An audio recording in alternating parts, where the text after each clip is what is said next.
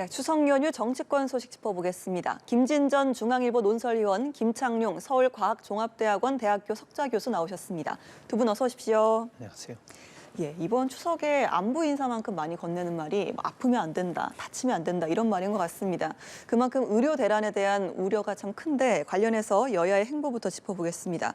먼저 국민의힘 한동훈 대표는 응급 의료 현장 점검 행보를 이어가면서 계속해서 의료단체와 만나서 좀 협의체 참여를 촉구하고 있습니다. 조건 없는 협의체 출범을 강조하지 않습니까? 총력을 다하고 있죠. 그런데 가장 핵심 단체인 의협이 협의체 참여를 거부했고 전공의 단체도 사실상으로는 이제 참여를 하지 않고 있습니다. 이 두 단체가 참여를 하지 않으면 15개의 의료 관련 단체 중에서 일종의 변두리 단체가 참여를 하는 것이 무슨 의미가 있겠습니까? 협의체가 열려도 아무런 효과를 볼 수가 없고, 그런데 이제 너무 지금 팽팽한 평행선이에요. 대표적으로 의협에서 정부의 태도 변화가 없으면 참여하지 않겠다. 태도 변화라고 하는 것은 이제 2025학년도 내년도 1,500명 늘리는 것을 원점에서 재검토해야 된다. 대통령이 사과해야 된다. 보건복지부 장차관을 경질해야 된다. 이런 주장들 아닙니까? 그런데 이제 수시에 원서 모집이 끝났고 1,500명을 늘렸음에도 불구하고 경쟁률이 폭발적으로 높아서 예년과 거의 비슷하고, 자, 그러니까 이 의협에서 노리는 것은 수시는 이미 원서 접수가 끝났으니까 수능 끝나고 실시되는 정시 모집 한 1,500명 정도, 그러니까 정부에서 추진하는 증원 규모하고 비슷한 거죠.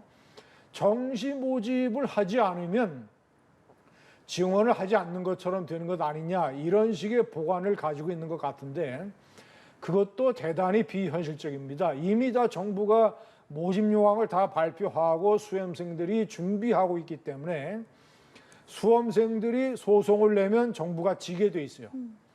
그러니까 현 단계에서는 의협과 전공의 대표들이 현실적으로 불가능한 조건을 내걸고 있다. 그래서 저는 추석 연휴가 끝나도 상당 기간 협의체 출범이 어려울 걸로 봅니다. 예, 그러면서도 책임자를 경질해야 되는 것이 아니냐라는 주장에 대해서는 또 한동훈 대표가 선을 그었더라고요. 어떻게 보셨어요? 한동훈 대표가 집권당 대표로서 책임감을 갖고 이 문제 해결을 하기 위해서 적극적으로 나선 모습은 다행스러운데요. 대통령실에서 대안을 제시했을 때 바로 거부를 해버렸기 때문에 한 대표 입장에서는 상당히 제한적인 그런 활동 반경을 가지고 있는데, 문제는 의료 개혁을 한다고 해가지고 자칫 이게 의료 대란으로 가버리는 이런 식의 결과가 빚어진다는 것은 국민이나 또 의협 그리고 정부로 봐서도 큰 손실인데, 지금 이런 여야 의정 협의체를 만들자, 이런 순서가 좀 더 미리 됐더라면, 이 정치는 타이밍이라고 했는데 이 말하자면 정원 2,000명 정하기 전에 물론 충분히 그 소통을 가졌다고는 했지만 이해 당사자가 확실하게 이 선을 끊는 이런 점에서 행정은 서로 이해 당사자 간에 조정을 하지 않으면 일방적으로 발표했을 때 이런 이 역작용은 눈에 불을 보듯 뻔하게 나타나기 때문에 그런 소통 문제가 제대로 되지 않아서 지금 의협 같은 경우는 당장 2025년, 2026년 이 정원은 하지 않겠다. 2027년도에나 정원을 하겠다. 그리고 누구를 지금 사실상 문책하라는 식의 요구 조건을 내세우고 있는데, 어느 것도 하나 지금 한 대표 입장에서는 받아들이기 굉장히 어려운 그런 사안이라서 저는 늦게나마 이런 협의체를 만든 것은 다행이고, 전 어떤 형태로도 지금 문제를 풀어야 되기 때문에 자꾸 전제 조건을 제시하면 이 절충안이 나오기가 힘듭니다.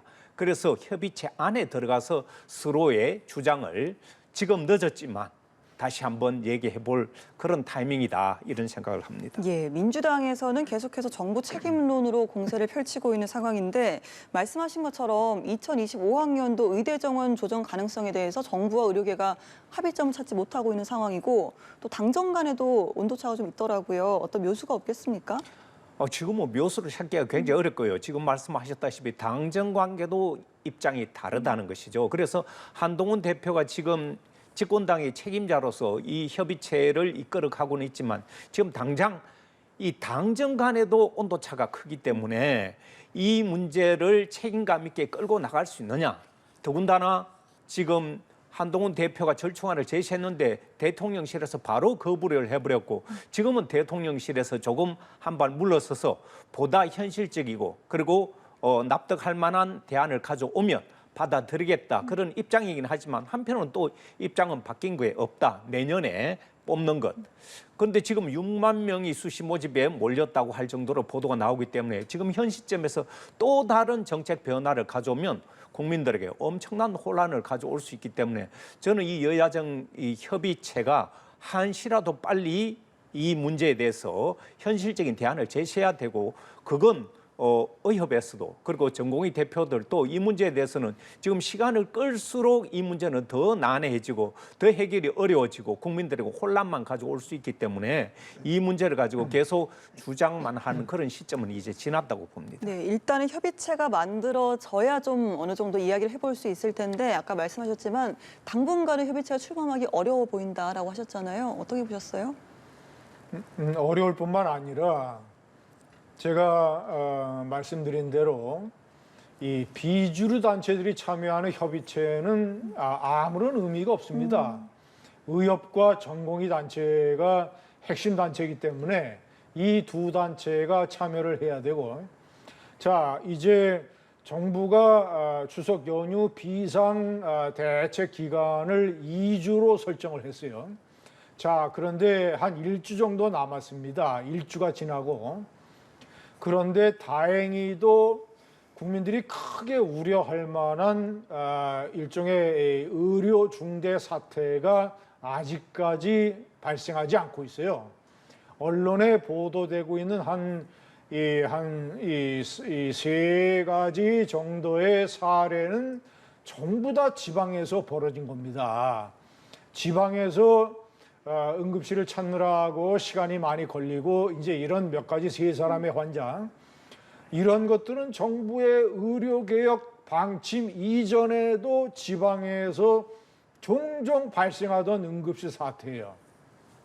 특히 저 지방의 산부인과 의사가 없는 거라든가 조금 전에 보도가 됐지 않습니까? 뉴스에서 이런 것들이라든가 그런 것들이 정부가 의료 개혁을 해서 의사들의 숫자를 늘려서 산부인과를 포함한 필수 의료의 의사진들을 보충을 해야 되겠다라고 하는 그 정부의 이유를 뒷받침해주는 사태가 벌어지고 있는 것입니다.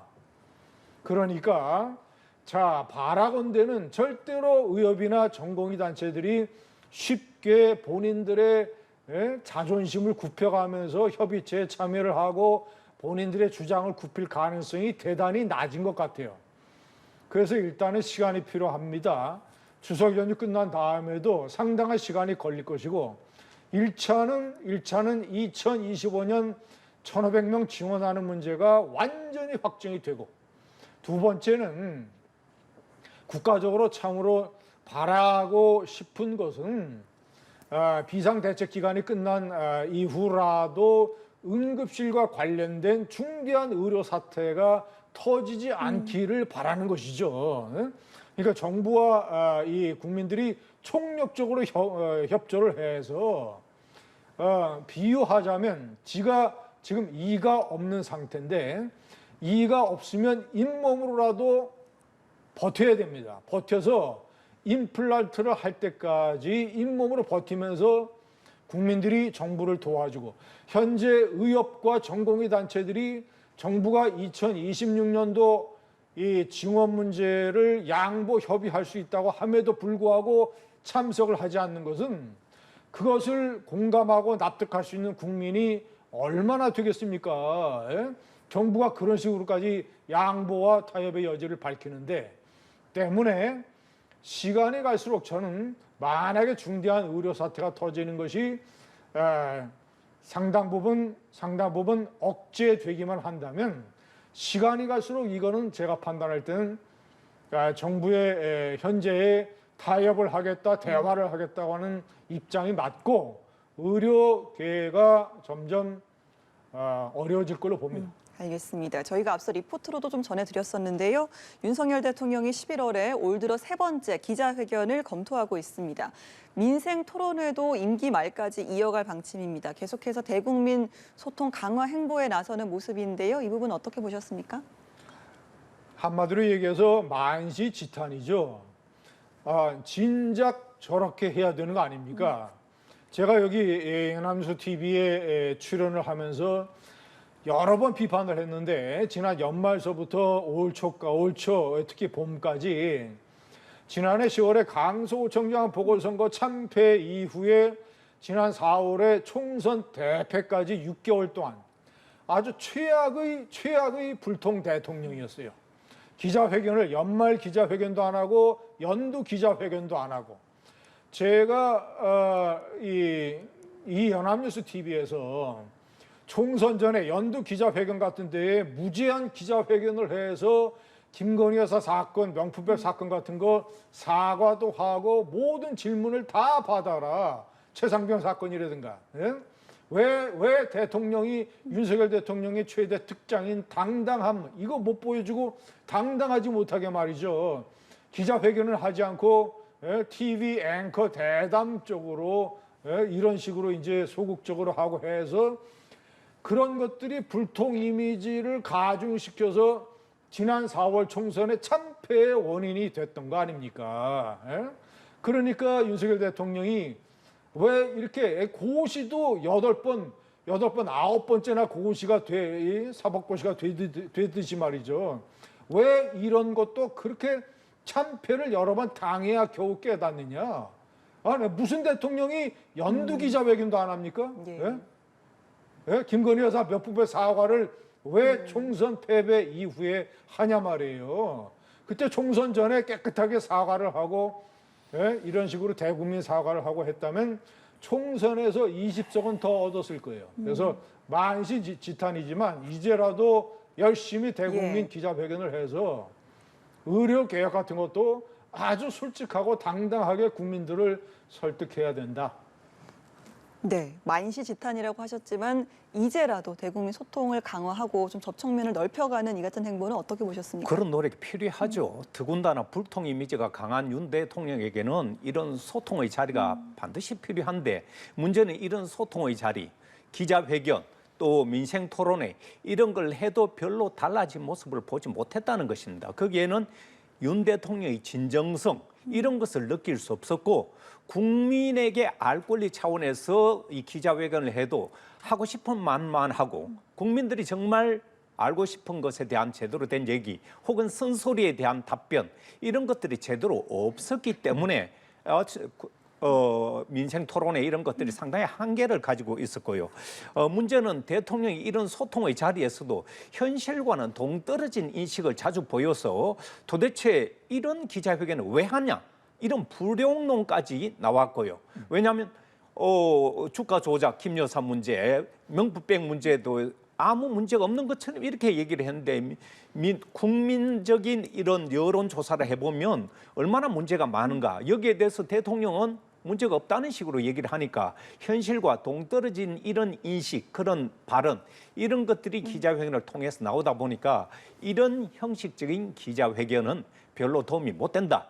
앞으로 어떻게 할지는 모르겠지만 그 진정성과 이 대통령이 국민의 기대하는 그런 이야기들 아파하는 그런 목소리에 귀 기울여지는 그런 모습들이 기자회견에 아마 나타나야 될 것 같습니다. 예, 소통의 장이라 어떤 기회도 중요하지만 무엇보다 중요한 건 진정성이다라는 말씀 두 분께서 좀 쓴소리를 해주셨고요. 자, 윤 대통령 지지율 이야기로 좀 넘어가 보도록 하겠습니다. 27% 정부 출범 이후에 가장 낮은 수준으로 떨어졌다는 여론조사 결과가 나왔습니다. 일단 추석이 지나고 윤 대통령이 2박 4일 일정으로 체코를 방문해서 양국 간의 원전 동맹 구축에 나설 계획인데요. 이 부분은 좀 지지율에 긍정적인 영향을 미칠 수 있겠습니까, 위원님?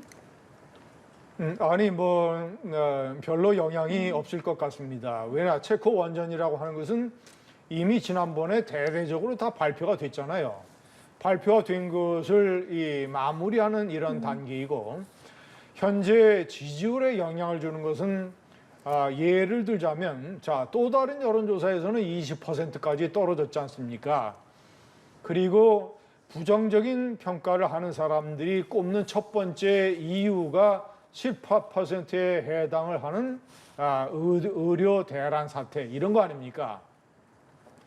자, 그러니까 이런 어떤 이 많은 국민들이 피부로 느끼는 문제에 관한 변화가 눈앞에 빨리 보이지 않으면 지지율의 반등은 시간이 많이 걸릴 것이다.